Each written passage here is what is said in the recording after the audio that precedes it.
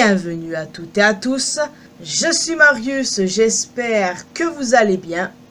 Bien évidemment, nous allons parler d'Elimination Chamber et comme d'habitude, il y a pas mal de choses à dire. En même temps, le PLE était vraiment incroyable, il était très bon, donc il faut se centrer au max là-dessus, voyons donc. Il était bien meilleur que le Royal Rumble, il faut l'admettre. Et très clairement, je vous dirais que c'est mon deuxième PLE préféré depuis que Triple H est aux commandes.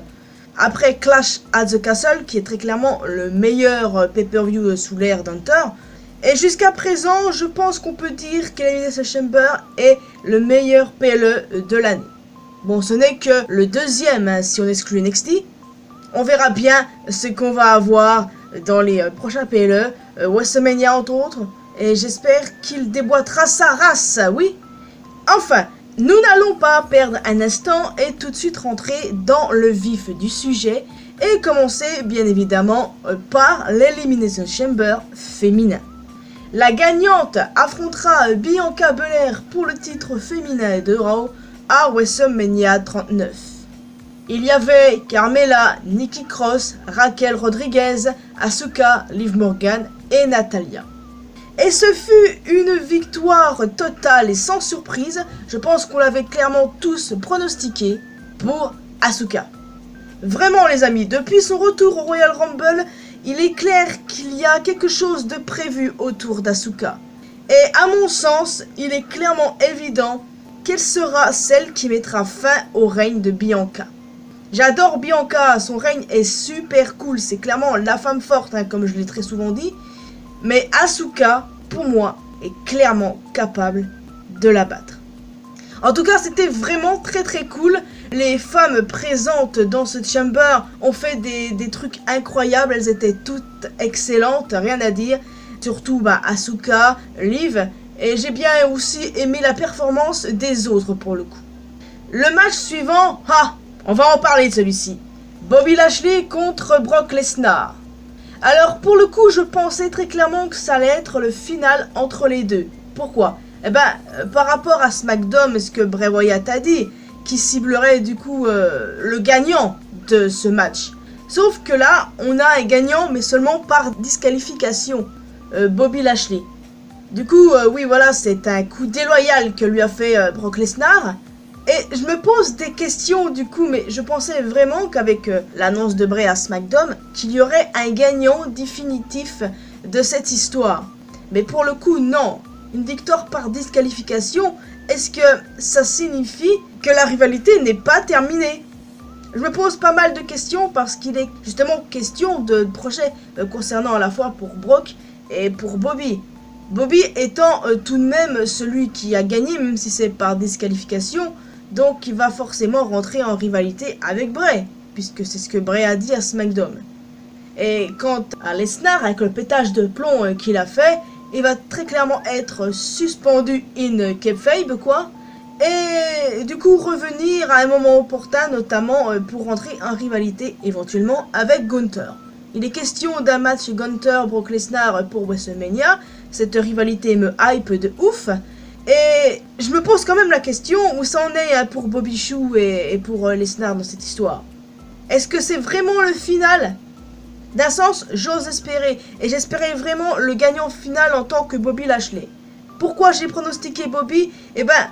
La reformation du Hurt Business est teasée depuis des semaines. Et les Wyatt Six, on en parle encore quoi. Donc ça aurait été vraiment pas mal de voir une rivalité entre deux clans.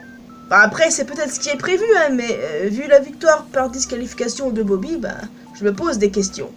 On verra bien où tout cela nous mènera, et j'espérais vraiment une intervention du Hurt Business pour faire gagner Bobby, du coup. C'est pas ce qui s'est passé, c'est vraiment dommage, mais bon, qu'est-ce que vous voulez, c'est ainsi.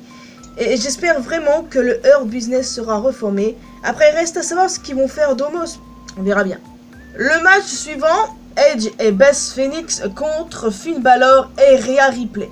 Bon, il est vrai qu'au tout début, j'ai pronostiqué le Judgment Day, mais j'ai réfléchi, je me suis dit que ce serait une meilleure conclusion pour Edge de gagner et enfin boucler une bonne fois pour toutes cette rivalité entre lui et le Judgment Day. Donc, c'est ce qui s'est passé, du coup, Edge et Beth l'ont remporté sur le Judgment Day. tant mieux. Et j'espère très clairement que c'est la fin de leur histoire. Parce que personnellement, là où on en est, c'était sympa, mais ça a duré un peu trop longtemps à mon goût. Donc avec un peu de chance, c'est terminé. Mais bon, ça n'empêche que le match était vraiment très cool. Dominique Mysterio qui est l'éternel guignol, cette espèce de fils indigne là. Non, mais en vrai oui, c'était très sympa. Tant mieux que ce soit Finn qui ait pris la tombée. Pourquoi? Étant donné que Rhea, elle a gagné le Royal Rumble, elle va affronter Charlotte à Mania. Donc, pour ne pas la décrédibiliser, il fallait que ce soit Finn qui prenne le tombé. Après, on enchaîne avec le deuxième Chamber match de la soirée pour le titre des États-Unis. Austin Theory a eu du souci à se faire avec Montez Ford, Johnny Gargano, Bronson Reed, Seth Rollins et Damian Priest. Mais pourtant, il a conservé. Moi j'ai pronostiqué Johnny, pourquoi? Parce que je suis une grande fan de Johnny Wrestling depuis des années quoi, très clairement. Et j'aurais bien aimé le voir gagner. Mais le résultat final, c'est-à-dire Theory qui conserve, eh bien ne me déplaît pas du tout. Il est vrai que pas mal de personnes se sont enragées au vu de la fin. Le fait que Rollins ait été le dernier qui restait quoi avec Theory. Eh bien, le fait que Logan Paul soit intervenu pour lui coûter la victoire, eh bien, les gens n'ont pas apprécié. Mais moi, ça ne m'a pas dérangé. Pourquoi? Parce que les deux sont supposés s'affronter à WrestleMania. Il est enfin temps de les voir se bourrer la gueule avant leur match à WrestleMania, les gars. Très clairement, il fallait qu'on ait des interactions physiques et violentes entre les deux. Jusqu'à présent, on n'avait que des paroles. Et il était temps d'avoir des agissements. Et c'est ce que nous avons eu. Et c'est pour ça que moi, ça ne me dérange pas du tout qu'il soit intervenu. Vraiment pas. Même si j'aurais bien aimé un nouveau champion. Le fait que Theory conserve, eh ben, c'est pas plus mal au final.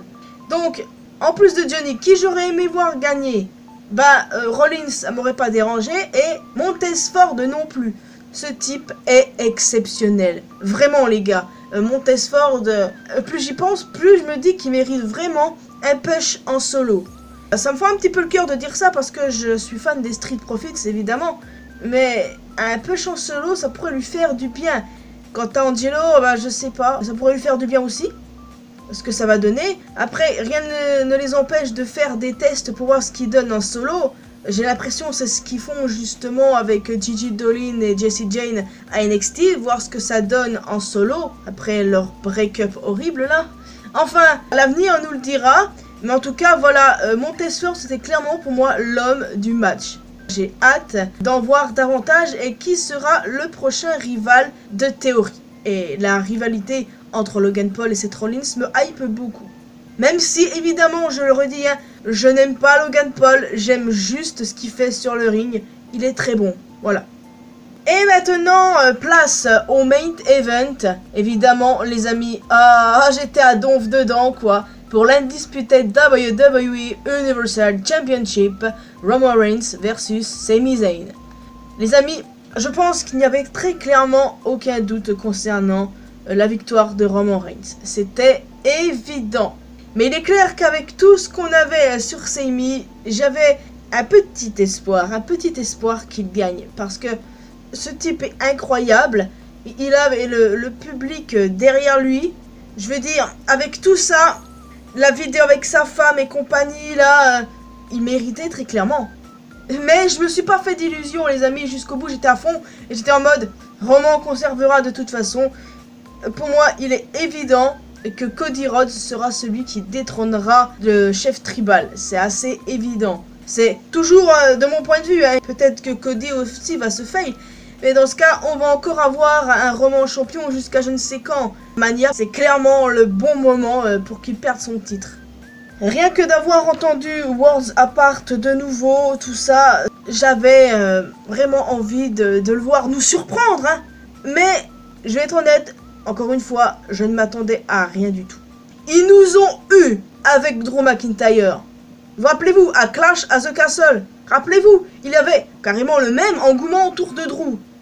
Et c'est pour ça, les amis, que j'ai été sur mes gardes, en fait. J'étais en mode, nanana, vous allez pas encore nous avoir une deuxième fois, là, c'est pas possible. Et donc, finalement, les Usos sont intervenus, je pensais qu'ils étaient interdits de venir au Canada à cause de leur passif. Enfin, vous voyez, je pensais qu'ils n'avaient pas le droit. Mais bon, c'est plutôt une bonne nouvelle. En tout cas, Solo Sikoa, fidèle soldat, il n'est pas intervenu. Par contre, ce qui est très sympa aussi, c'est le retour de Kevin Owens. Personnellement, je le voyais totalement intervenir, mais peut-être pendant le match. Et il y en a qui ont été déçus parce qu'il n'est pas intervenu avant pour aider Sami à le remporter. Sauf que Sami, il s'est foutu plusieurs fois devant le chemin de Kevin. Alors pourquoi l'aiderait-il? Il y a toujours cette amitié, cet amour fraternel entre eux. Je pense que la suite pour Sami, ce sera très clairement regagner l'amitié de Kevin. À WrestleMania, nous sommes censés avoir un match pour les titres par équipe. Les Usos devraient les défendre justement contre Kevin et Sami. Donc, je pense que d'ici là, Sami tentera de regagner l'amitié de son vieil ami jusqu'à WrestleMania où ils pourront défier les Usos et enfin les battre. Parce qu'il est temps de séparer ces maudits titres, tout comme le titre Undisputed. Il faut arrêter les titres unifiés. Je le dis à chaque putain de fois, j'en ai marre des titres unifiés, très clairement. J'adore la Bloodline, mais bon sang, là, ça commence à me casser la tête.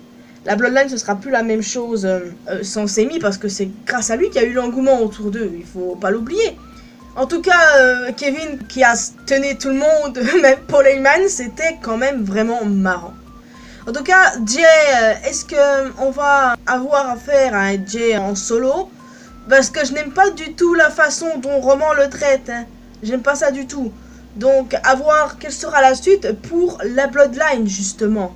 J'ai hâte de voir ça et c'est très clairement une très bonne fin de show. Rien à dire là-dessus. Et franchement, le public de Montréal était vraiment au top. Sami a mérité l'ovation à la fin du show, quoi. Totalement. Et oui, même si c'est vrai qu'au vu de tout ceci, il aurait au final mérité d'avoir le titre, eh ben, il ne faut pas oublier qu'il faut aller dans la logique et laisser de côté notre envie personnelle. C'est tout pour moi.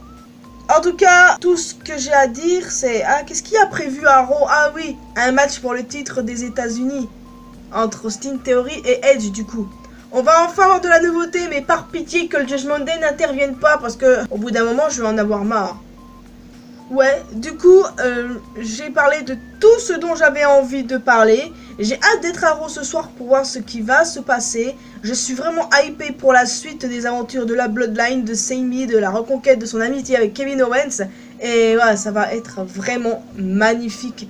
J'ai super hâte de voir la suite pour Jay, s'il va rester avec la Bloodline ou bien se rebeller contre Roman. J'ai hâte de voir, du coup, si la rivalité entre Brock et Bobby va continuer. Et là, d'un côté, j'espère que non, mais vu la fin du match, tout ça, je sais pas trop quoi en penser. Bref, voilà, j'ai archi hâte de voir la suite, que j'aime le catch, que j'aime la WWE. Enfin bon, il est temps pour moi de vous laisser ici, les amis. J'espère que vous avez apprécié cette vidéo. N'hésitez pas à me dire dans les commentaires ce que vous avez pensé de ce PLE. Quel a été votre match préféré? Est-ce que vous êtes déçu d'un résultat en particulier? N'hésitez pas à me le dire dans les commentaires. N'hésitez pas à laisser un petit pouce bleu, ça fait toujours plaisir. Vous pouvez me retrouver sur mes réseaux sociaux. Les liens sont dans la description, bien évidemment.